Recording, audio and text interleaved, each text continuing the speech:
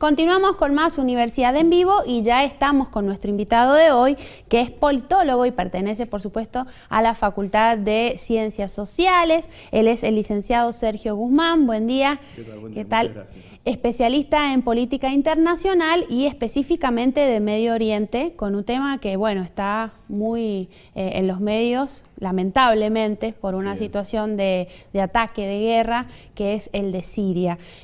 ¿Cuál es el origen de este conflicto? Que ya sabemos que es bastante extenso. complejo un poco lo que conversábamos. En realidad, para hacer tenemos que hacer necesariamente un esfuerzo primero intelectual, y nosotros vamos a intentar hacer un esfuerzo didáctico para tratar de comprimir esto al máximo.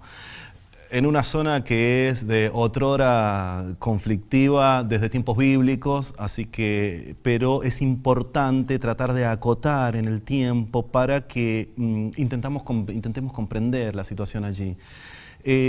Un año que puede servir de quiebre para el análisis de esta situación, nos podemos remontar en el año 1916, próximo a finalizar la Primera Guerra Mundial. Se van a llevar a cabo unos tratados, unos acuerdos que se van a llamar Sykes-Picot. Sykes-Picot porque son los dos representantes tanto de Francia, que formaron parte de este acuerdo, como de Inglaterra, con el objeto de ir reconfigurando la zona de la Mesopotamia, ¿sí?, de las naciones allí ubicadas, para delimitar, dividir, establecer fronteras y delimitar y buscar fundamentalmente el apoyo de estas naciones para la causa de la Entente Cordiale, que luchaba contra, en ese momento, el Imperio Otomano, que tenía injerencia en esta zona de la Mesopotamia, con la promesa de que allí se iba a generar, en la unión de todas estas naciones, la gran patria árabe, la gran nación árabe e islámica, ¿sí? Esta promesa era bien vista en aquel entonces por aquellas naciones, y bien, lo que va a suceder después es que esta promesa no se va a llevar a cabo. 30 años posterior a este suceso, y al finalizar la Primera Guerra Mundial en 1945, los europeos se retiran de esta zona y va a generar una serie de enconos, recelos, resentimientos por parte de estas naciones que no llevaron a cabo su promesa por parte de los europeos, ¿sí? Estos acuerdos eran acuerdos secretos. Rusia, que pretendía formar parte y llevar ganancia en esto, no se vio tan beneficiada y después los da a conocer. Ya vamos por 1945, finaliza la Segunda Guerra Mundial. Se va a crear en 1948 el Estado de Israel, ¿sí? Y se le va a establecer un territorio de esta zona, lo que va a aumentar aún más los enconos por parte de estas naciones árabes. A Inglaterra, que formaba parte, al Reino Unido, que formaba parte de este tratado, le va a corresponder como zona de influencia Irak y Palestina. Y a Francia le va a corresponder como zona de influencia Siria y el Líbano. Siria y el Líbano. Aquí comienzan a aparecer estos actores que ahora están tan mencionados en esta situación. Al retirarse y al crear el Estado de Israel en el área que otrora era de Palestina, comienzan a, como decimos, a aumentar estos enconos. Ahora va a surgir una situación muy importante, que se va a conformar un partido, un movimiento político de tintes progresistas y sociales, que es el partido Ba'ath, ¿sí? Estamos comprimiendo al máximo. Del partido Ba'ath va a surgir un representante de ellos que en el año 1971 va a acceder al poder en Siria, ¿sí? Un tal al-Assad, el padre del actual Bashar al-Assad, que en este momento gobierna Siria, ¿sí? Con una serie de promesas y avances va a gobernar y se va a establecer en el poder durante 30 años hasta que asume su hijo, también con una serie de promesas, y en el año 2010, fines del 2010, principios del 2011, va a suceder un hecho que va a significar un cimbronazo en las naciones árabes, que va a pasar a la historia a ser conocido como la Primavera Árabe, que es el conjunto de demandas democráticas y de mayor participación que van a solicitar estas naciones, primero gestado en Túnez, y va a generar el efecto contagio en el resto de las naciones. Este efecto contagio llegará por decantación, por dominó, a Siria. ¿Sí?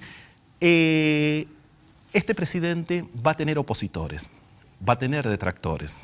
Los rebeldes, llamados rebeldes. Estos detractores van a transformarse en rebeldes. Algunos de estos rebeldes degenerarán y se transformarán en terroristas.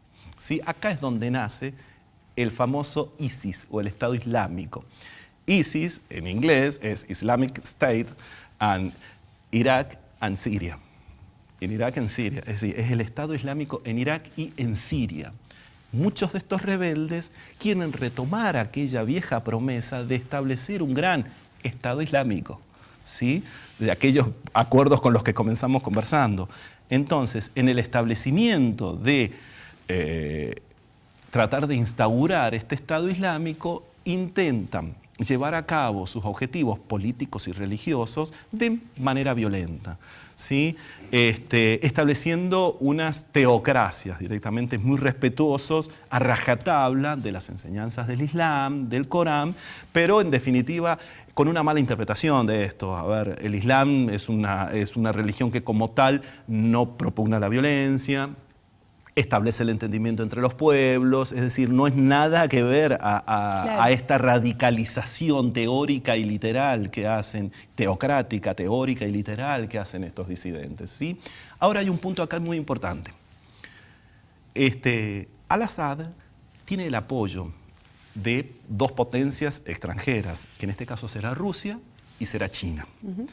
Ahora bien, los disidentes, los rebeldes, los terroristas, que después se van a filtrar en esto, se les escapa de las manos a quienes apoyan, concretamente, a quienes apoyan a la oposición, a este presidente, casualmente será Estados Unidos y adivina quién, Francia e Inglaterra. Bien. ¿Quiénes llevaron a cabo aquel acuerdo que te mencionaba hace un momento en el año 1916? Estos mismos. Esta es una zona política, geopolítica, muy candentes desde tiempos, pero bíblicos, como mencionaba hace un momento. Por allí primero pasó la ruta de la seda por Carlomagno y hoy otra ruta y otros acueductos pasan por allí. Es la salida y es el punto estratégico de comunicación y control de toda esta zona, ¿sí? No es menor aquel actor internacional que pueda llegar a tener el control sobre esta zona. ¿Qué sucede? Con el apoyo de Estados Unidos a estos rebeldes, algunos rebeldes se les fueron de las manos. Entonces, tampoco es diplomática ni políticamente correcto que digamos que Estados Unidos apoya a ISIS, porque tampoco debería ser así en términos al menos de la retórica internacional. ¿Qué sucede ahora? Se lo ha acusado a este presidente de que para oprimir, para atacar a sus opresores, los ha atacado con armas químicas. Esa es la excusa que ahora ha utilizado Estados Unidos para decir que a los opositores no solo los ha cercenado, censurado, sino que ahora los ha atacado con armas químicas. Entonces, con la excusa de que se los ha atacado con armas químicas, con buques que tiene Estados Unidos en la zona del Mediterráneo, dicen que las últimas informaciones mencionan que se han disparado, han enviado entre 130 y 150 misiles Tomahawk. Cada misil de esos cuesta alrededor de 2 millones de dólares. 2 millones de dólares cada misil, ¿sí? Entonces acá entramos en esta disputa y este es el motivo y la excusa que utiliza Estados Unidos de modo unilateral atacando una ciudad de Siria llamada Duma, en donde se supone que allí están las famosas armas químicas que todavía no las hemos visto y sucederá como en aquella primera guerra del Golfo cuando Colin Powell mostraba en una bolsita aquel polvillo blanco diciendo acá están las armas químicas. Era muy poco serio y muy poco presentable establecer un ataque contra una nación de esa manera. Y ahora el juego está abierto. ¿Y cómo van a operar, por ejemplo, las organizaciones internacionales la ONU? ¿Qué papel juega? Bueno, la ONU tiene un papel a veces conveniente y a veces inconveniente para este tipo, y a veces funciona con cierta autonomía, y en esta situación sí, es que Estados Unidos ha actuado unilateralmente sin el consenso del Consejo de Seguridad de las Naciones Unidas, que está conformado por 5 miembros permanentes y 4 que van alternando su turno. Sí. Dentro del Consejo de Seguridad y de estos 5 miembros permanentes está Estados Unidos, Francia e Inglaterra, que son los que apoyan, se supone, a los disidentes, y por el otro lado está, adivina, Rusia y China. Claro. Entonces, de manera unilateral, pero con el consentimiento al menos de sus 2 aliados, Estados Unidos ha tomado esta inmensa decisión, esta grave decisión.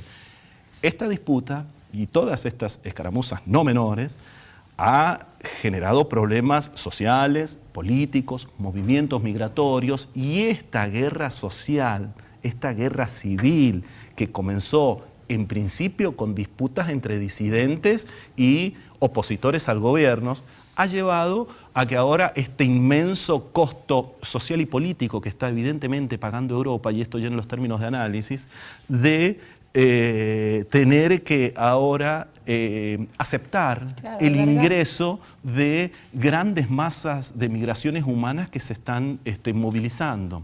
Alguien decía, ser potencia tiene también sus costos. Este es uno de los costos que está atravesando en este momento Europa, no así tanto Estados Unidos, de ser una potencia. Pero el costo humano... Y el costo humano es incalculable. Es incalculable. Se calcula, en términos de números, que desde el 2010 a la fecha, esta guerra civil ya ha costado la vida de más de 400.000 civiles. De 400.000 civiles y el movimiento de masas migratorias de 2 millones de personas. ¿Sí? 2 millones de personas moviéndose en el Mediterráneo en balsas. ¿Sí? Ya hacía tiempo, ya se ha anticipado, y ya Francisco, nuestro Papa, en esta situación ya lo había mencionado. Apenas asumió la conducción de la Iglesia Católica en ese momento, que el Mediterráneo se había transformado en el inmenso cementerio de Europa por esta causa. No son cuestiones menores, es un problema sumamente complejo, la partida está abierta. Sí, si lo hablas en términos lúdicos y llevándolo al ajedrez, o sea, ahora no se sabe qué puede pasar. Sí, Europa y concretamente Rusia no creo que se quede impávido ante esto, pero no sé si responde en términos bélicos y militares, sí con la retórica beligerante. Pero alguna acción va a haber, como te digo, la partida está abierta, nadie está en jaque ahora. Los únicos que están en jaque, lamentablemente, es la población civil de Siria. Lamentablemente. Bueno, espero haber sido lo más comprimido. Sí, la verdad que es un tema que, sí, da para muchísimo, no termina más. Da para muchísimo. Y vos calculá, en este momento, el actual presidente de Siria, pertenece a una facción religiosa, que es la chií, alawí chií. Pero la gran mayoría de la población que profesa la religión islámica es suní. Entonces esto aumenta y acrecienta más esta tensión constante que se produce en esta zona. Están compuestos por suníes, en una menor medida un 10% por cristianos, pero por drusos, hay kurdos, y hay estas 2 grandes divisiones del Islam que se producen allí. Pero claro, tenemos para mucho, tenemos para conversar que también mucho. Influye mucho el tema religioso. Estas facciones, claro que sí, porque muchos de ellos, los que intentan establecer, son literales teocracias. Bien, bueno, licenciado Guzmán, tenemos que hacer una pausa. Perdón. Y seguimos en el próximo bloque, no, porque seguramente hay mucho más para abordar de este tema. Bueno, una pausa y luego más información. Continuamos en Universidad en Vivo y con nuestro invitado, con un tema muy importante, la verdad que no lo podíamos cortar, licenciado Guzmán. Y para empezar con una pregunta que tiene que ver con la situación de Rusia, qué papel juega y si hay una eventual guerra fría con Estados Unidos. Sí, todos tendemos a llevar esta situación a un proceso y a una situación que se vivió post Segunda Guerra Mundial, y fue un clima de una constante tensión en un escenario bipolar. En este momento, trasladar, en términos teóricos y profesionales, trasladar las circunstancias de la Guerra Fría a esta coyuntura actual sería cuando menos irresponsable. Sí, lo que hay presente, y si se quiere uno diferenciar y parangonear con aquella situación, es que sigue habiendo evidentemente una puja de tensiones. La caída del muro de Berlín como símbolo del desmoronamiento de la Unión Soviética, hoy Rusia, ha sido el desmoronamiento, si se quiere, político, pero no ha sido un desmoronamiento armamentístico, ¿sí? Hay algunas naciones desprendidas de aquella gran potencia que hoy siguen teniendo un fuerte armamento muy poderoso bélico, de igual manera Rusia, ¿sí? Rusia, sí, la posición, estoy seguro que va a tomar, es que no va a permitir que siga un avance occidental, entre comillas, si se permite la expresión, sobre sus zonas, ¿sí? ¿Qué pasaría si este tipo de conflictos, hagamos un esfuerzo en imaginarnos esto, estuviera sucediendo cerca de la Luisiana, cerca de Virginia, cerca de en la Florida? ¿Sí? Entonces, ¿cómo actuaría el otro actor? Los estados no son ni buenos ni malos, los estados tienen intereses. Sí. ¿Sí? Aquí no hay... Y económicos, intereses económicos. Intereses que van desde primero su supervivencia y que atraviesan lo económico, atraviesan lo político, atraviesan lo social. ¿Sí? Estos intereses ahora bregan y pujan los intereses económicos, pero no hay que desconocer que acá también hay intereses políticos. ¿Sí? Detrás de todo esto lo que está es la política y es allí donde se tiene que... y es por esa vía donde se tiene que buscar la negociación pacífica y demás. Va a ser muy difícil, va a ser muy complejo, porque los intereses son muy fuertes. Los intereses hasta ahora son muy fuertes. ¿Quién cede? Insisto, esta zona es el puente, está el canal de Suez, está el Golfo, está el Mediterráneo, hay puertos. Es una zona muy candente y va a seguir, lamentablemente para nosotros, en términos idealistas y optimistas, de intentar buscar una solución. Y penosamente me animaría a decir que nosotros nos vamos a vivir para ver las soluciones de esto, ¿sí? Este conflicto ya se relata en los textos bíblicos. Así que imagínate que esta zona tiene para rato. Sí, tendremos intermitencias, tiempos de paz y demás, pero es una zona muy compleja y muy álgida en estas tensiones que se dan constantemente en esta región. Ya entre ellos, nos imaginemos claro, cuando ya ingresan... Si entre ellos la oposición en Siria ha, insisto, degenerado en rebeldes que después se transformaron en terroristas y que han llevado acciones inclusive fuera de esta zona, como en Francia, los atentados en Francia, los atentados en Londres y demás. ¿Qué sucederá? ¿Qué queda ¿qué queda por negociar entonces? ¿Qué vistas de optimismo tenemos? Hay otros protagonistas que se meten claro, en la entran a jugar actores que les va a repercutir, como en este caso les está repercutiendo y como mencionábamos hace un momento. Ser potencia también tiene sus costos. Estos son los costos que en este caso Europa, en mayor medida, con este enemigo invisible que es el terrorismo, saliendo de las guerras clásicas, la guerra hoy es contra el terrorismo y este enemigo que es difícil de localizar, impersonal, no tiene territorio fijo, no lo podés materializar, ¿sí? Claro. Entonces, bueno, se complejiza muchísimo más ahí la situación. Bueno, le agradecemos mucho, agradecido a ustedes, Sergio. Y perdón por extender si es pero que no ha se sido extiende. la verdad que bastante acotado para todo lo que hay para decir. Es muy complejo. Bueno, muchas gracias. Bueno, muchísimas gracias. Nosotros seguimos con información y esto